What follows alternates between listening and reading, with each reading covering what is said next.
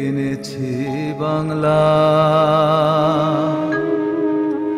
কারোর দানে পাওয়া। নতুন স্বদেশ গড়ার পথে তোমরা চিরদিন দিশারি রবে, আমরা তোমাদের ভুলব না। স্বাধীনতা যুদ্ধে পরাজয় নিশ্চিত জেনেই পাক বাহিনী দেশের মেধাবী সন্তান বুদ্ধিজীবীদের হত্যা করে।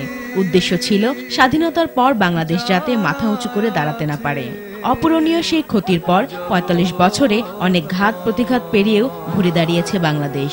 জাতির শ্রেষ্ঠ সন্তানদের স্মরণে এদেশের মানুষ হৃদয়ে ধারণ করেই আজ সমবেত হয় যে স্থানে বুদ্ধিজীবীদের হত্যা করা হয়, রায়ের বাজার বধ্যভূমিতে। শ্রদ্ধা জানায় সব স্তরের মানুষ। আমরা যে আবার সেই চেতনার পথে এসে দাঁড়িয়েছি, অনেকখানি আগিয়েছি। আমরা যদি পুরো দায়িত্বটা না নিতে পারি, তাহলে বুদ্ধিজীবীরা আমাদের জন্য যে আত্মত্যাগটা করে গেছেন সেটা আমরা পূরণ করতে পারবো না।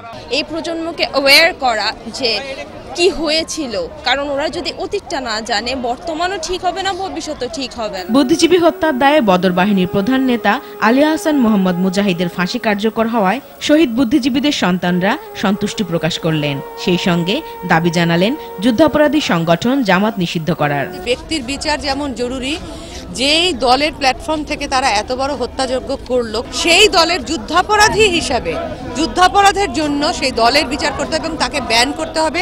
এদের নিষিদ্ধ না করলে পরে এই বাংলাদেশে স্বাধীন নাগরিকের গ্লানি কখনোই যাবে না। যে শিক্ষা এবং সংস্কৃতির যোগে একটা দেশ গড়ে ওঠে, সেই জায়গায় পৌঁছতে হবে, না হলে কিন্তু সব কথায় কথা থেকে যাবে।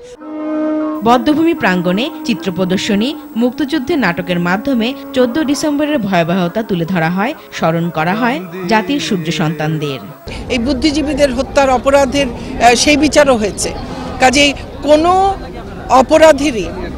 অপরাধের বিচার বাদ থাকবে না। শহীদ বুদ্ধিজীবীদের তালিকা ইনশাআল্লাহ আগামী জুলাই মাসে বই আকারে গেজেটে প্রকাশিত হবে। মুক্তিযুদ্ধের বিরোধিতাকারী রাজাকারদের বিচার হয়েছে, বিচারের রায় কার্যকর হয়েছে, এটি একটি বড় অর্জন।